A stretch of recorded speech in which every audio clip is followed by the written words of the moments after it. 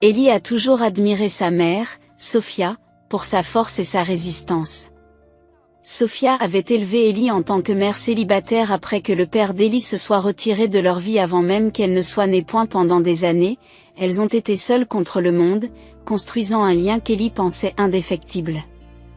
Sophia a travaillé sans relâche pour subvenir aux besoins de sa fille, déterminée à donner à Ellie une vie meilleure que la sienne. Les choses ont commencé à changer lorsque Sophia s'est remariée. Son nouveau mari, Mark, était un homme tranquille avec un travail stable, et Ellie espérait qu'il apporterait une certaine stabilité dans leur vie. Lorsque Sophia a donné naissance à des jumeaux quelques années plus tard, la maison était remplie de joie et de rire, ou du moins c'est ce qu'il semblait. Mais sous la surface, Ellie a senti le changement presque immédiatement. L'attention de sa mère, qui se concentrait auparavant uniquement sur elle, a commencé à se déplacer vers les jumeaux. À eu début, Ellie essaie d'être compréhensive. Elle l'aide autant qu'elle le peut, pensant que ce n'est qu'une phase et que leur relation reviendra à la normale une fois que les jumeaux seront plus grands. Mais les choses n'ont fait qu'empirer. Sophia est devenue distante, et son attitude autrefois chaleureuse à l'égard d'Ellie est devenue froide. Finalement, au cours d'une discussion familiale tendue, Sophia et Mark ont lâché une bombe. À cause des contraintes financières liées à l'éducation des jumelles, ils ne pouvaient plus se permettre de subvenir aux besoins d'Ellie. À tout juste 17 ans, Ellie s'est vue signifier qu'elle devait déménager. Se sentant abandonnée et trahie, Ellie fait ses valises et quitte le foyer qu'elle a connu toute sa vie. Elle a été projetée dans un monde d'incertitude, forcée de grandir bien plus tôt qu'elle ne l'avait jamais imaginé. Elle était loin de se douter que ce serait le début d'un voyage qui redéfinirait sa conception de la famille, de l'amour et de la résilience. Ellie se souvient parfaitement du jour où on lui a dit de partir. À tout juste 17 ans, elle a été plongée dans un tourbillon d'émotions, confusion, colère et déchirement. Les mots de sa mère résonnaient dans son esprit: nous ne pouvons plus nous permettre de te garder ici. Elle a emballé ses affaires, les mains tremblantes, et a quitté la maison qui avait été son havre de paix. Elle n'avait aucun plan, aucune direction et aucune idée de la manière dont elle allait survivre. Le seul endroit vers lequel elle pouvait se tourner était ses grands-parents. Ils l'accueillirent à bras ouverts, mais Ellie pouvait sentir leur déception face à la décision de Sophia. Bien qu'il lui ait offert un toit, ils étaient à la retraite et vivaient avec un revenu fixe. Ellie sait qu'elle ne pourra pas compter sur eux très longtemps. Déterminée à se prendre en main, Ellie s'est immédiatement mise à la recherche d'un emploi à temps partiel. Elle a fini par trouver un emploi dans un café local, en faisant des gardes après l'école et les week-ends. Le salaire était maigre, mais il suffisait à couvrir ses besoins de base, le ticket de bus, les fournitures scolaires et un petit extra pour les urgences. Et la transition d'une adolescente insouciante à une jeune adulte avec des responsabilités n'a pas été facile. Ses journées sont devenues une succession de matins tôt et de nuits tardives. Elle se réveillait avant l'aube pour se préparer à l'école, passait son après-midi à faire ses devoirs, puis se rendait directement à son travail. L'épuisement était incessant, mais elle y tenait bon. Animée par la seule détermination de faire quelque chose de sa vie. L'argent était toujours serré et les sacrifices sont devenus sa norme. Elle s'abstenait de participer à des sorties sociales et portait toujours les mêmes tenues pour éviter les dépenses inutiles. Certains soirs, elle se couchait le ventre vide, sachant qu'elle ne pouvait pas se permettre de faire des folies au-delà de l'essentiel. Malgré les difficultés, Ellie est restée concentrée sur son éducation. Elle savait qu'il s'agissait de son billet pour un avenir meilleur. Cependant, rester motivée était une bataille en soi. Certains soirs, le poids de sa situation menaçait de lui briser le moral. Elle se demandait souvent comment sa vie en était arrivée là, comment la mère qui prétendait l'aimer inconditionnellement pouvait si facilement la mettre de côté. Le plus dur, c'est la solitude. À l'école, Ellie se sentait étrangère, incapable de s'identifier à la vie insouciante de ses camarades. Elle enviait leurs histoires de vacances en famille et de projets de week-end, alors que sa réalité était une lutte constante pour joindre les deux bouts. Elle parlait rarement de sa vie familiale, craignant les regards acerbes et les silences gênants qui s'ensuivraient. Mais la résilience d'Ellie était sa plus grande force. Elle trouvait du réconfort dans les petites victoires, son premier salaire, la réussite d'un examen difficile et les mots gentils occasionnels de ses grands-parents. Avec le temps, elle a appris à être fière de son indépendance. Chaque défi qu'elle a surmonté lui a rappelé sa force et l'a rapproché de la vie qu'elle envisageait pour elle-même. Bien que le chemin à parcourir soit incertain, Ellie a refusé de se laisser définir par les circonstances. Elle s'est fait une promesse. Un jour, elle se construira une vie où elle n'aura plus à compter sur personne. Une vie où elle pourrait se tenir debout. Non pas comme quelqu'un qui a été abandonné, mais comme quelqu'un qui s'est élevé au-dessus de tout. Le parcours d'Ellie à l'université est loin d'être habituel. Sans le soutien de sa mère ou de son beau-père, elle a dû se débrouiller seule. Elle a travaillé sans relâche à son emploi à temps partiel tout en jonglant avec l'école, déterminée à s'assurer un avenir. Le plus gros obstacle s'est présenté lorsqu'elle a eu besoin d'une personne pour co-signer ses prêts étudiants. Sa mère et son beau-père ont refusé catégoriquement, sous prétexte qu'ils devaient économiser pour l'avenir des jumeaux. Ce refus lui a douloureusement rappelé à quel point il ne l'estimait pas. Heureusement, l'oncle d'Ellie est intervenu. Bien qu'il ne soit pas très impliqué dans sa vie, il admire sa détermination et accepte de co-signer son prêt à une condition. Elle devait lui promettre de ne jamais lui faire porter le fardeau financier. Reconnaissante de sa confiance, Ellie s'est engagée à travailler dur et à veiller à ce que chaque paiement soit effectué à temps.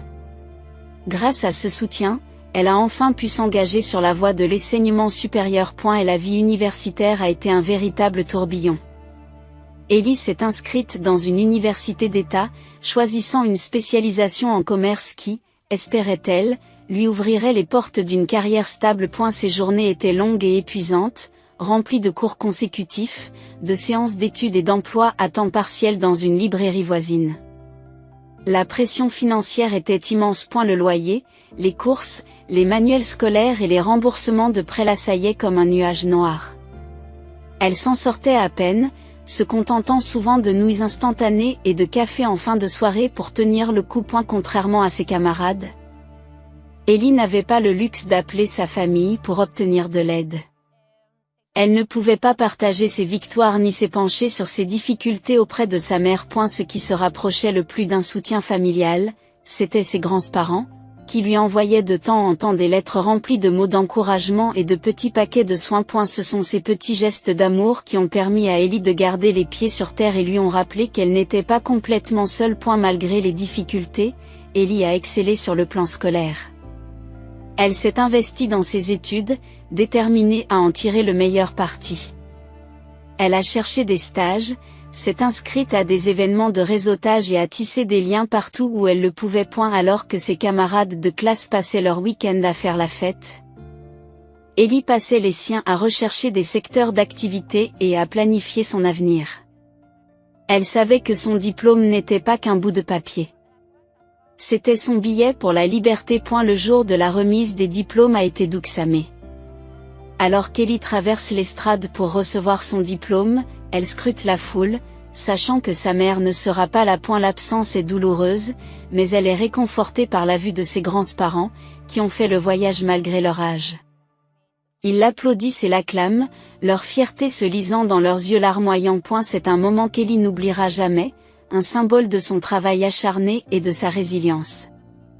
Après avoir obtenu son diplôme, Ellie n'a pas perdu de temps pour entrer dans la vie active. Elle a décroché un emploi de débutante dans une société de marketing, impatiente de faire ses preuves. Les premières années ont été difficiles. Son salaire couvrait à peine le loyer, les charges et les remboursements de prêts, ce qui laissait peu de place pour le reste. Elle travaillait souvent tard le soir, déterminée à se démarquer et à gravir les échelons de l'entreprise. L'équilibre financier était une lutte constante. Chaque dollar était comptabilisé, et les luxes tels que les sorties au restaurant ou les nouveaux vêtements étaient des plaisirs rares. Ellie a connu des moments de doute, se demandant si elle parviendrait un jour à s'affranchir du cycle de vie qui consiste à vivre d'un salaire à l'autre. Mais chaque défi ne fait qu'alimenter sa motivation. Elle s'est souvenue du chemin parcouru et a refusé de laisser des difficultés temporaires définir son avenir. Lentement mais sûrement, le travail acharné d'Ellie a porté ses fruits. Elle a commencé à être reconnue dans son travail, à obtenir des promotions et à accepter des projets plus importants. Son compte d'épargne, autrefois vide, a commencé à grossir et elle a enfin ressenti un sentiment de stabilité. Les leçons qu'elle a apprises pendant ses années d'université, la résilience, la détermination et l'autodiscipline, ont continué à la guider pendant qu'elle naviguait dans l'âge adulte. Malgré tout, Ellie n'a jamais oublié les sacrifices qu'elle a faits pour arriver là où elle est. Son parcours n'a pas été facile, mais il a fait d'elle une personne capable de relever tous les défis. Elle s'est construit une vie entièrement à sa mesure, se prouvant à elle-même et au monde qu'elle était bien plus que la fille que sa famille avait laissée derrière elle. Le parcours d'Ellie dans le monde de l'entreprise témoigne de son dynamisme et de sa détermination sans faille. Après avoir obtenu son diplôme, elle s'est entièrement consacrée à son travail dans une société de marketing, commençant au bas de l'échelle et travaillant sans relâche pour prouver sa valeur. Elle s'est rapidement fait une réputation pour ses compétences pointues en matière de résolution de problèmes, son esprit créatif et sa capacité à diriger sous pression. Son travail acharné n'est pas passé inaperçu. En l'espace de quelques années, elle a gravi les échelons de l'entreprise, obtenant une promotion après l'autre. Malgré son succès grandissant, Ellie est restée humble et concentrée. Elle savait que les difficultés qu'elle avait rencontrées avaient fait d'elle la personne qu'elle était, et elle n'avait pas l'intention de considérer ses accomplissements comme acquis. Sa carrière est devenue sa priorité. À chaque étape, elle s'est surpassée. Les soirées tardives, les projets exigeants et les dynamiques d'équipe difficiles sont autant d'obstacles qu'elle a surmontés avec grâce et détermination. Finalement, Ellie a atteint un poste dont elle avait seulement rêvé. Celui de PDG d'une entreprise technologique florissante. C'est l'aboutissement d'années de travail acharné, de sacrifices et de persévérance inébranlable. Pourtant, elle a choisi de garder sa réussite secrète. Ellie n'était pas du genre à rechercher la validation des autres, surtout pas de ceux qui avaient autrefois douté d'elle ou l'avaient laissée se débrouiller seule. Elle n'a partagé la nouvelle qu'avec quelques personnes de confiance, dont son oncle, qui l'avait aidé à démarrer en cosignant son prêt étudiant. Un soir, au cours d'un dîner, Ellie s'est ouverte à son oncle au sujet de sa promotion, le remerciant pour son soutien au cours des années les plus difficiles. Son oncle rayonnait de fierté, insistant sur le fait que la réussite d'Ellie était entièrement de son fait. Et elle n'a pas pu s'empêcher de partager sa fierté avec le reste de la famille. Malheureusement, ce geste bien intentionné a déclenché une série d'événements qu'Ellie n'avait pas prévus. Lors d'une réunion de famille, son oncle mentionne nonchalamment sa réussite à sa mère, Sophia, ignorant les relations tendues qui existent entre eux. Sophia est déconcertée par la nouvelle, et sa surprise se transforme rapidement en ressentiment. Pour elle, la réussite d'Ellie lui rappelle les choix qu'elle a faits. La fille qu'elle avait mise de côté s'était construit une vie extraordinaire sans elle. Sophia n'a pas perdu de temps pour retrouver Ellie.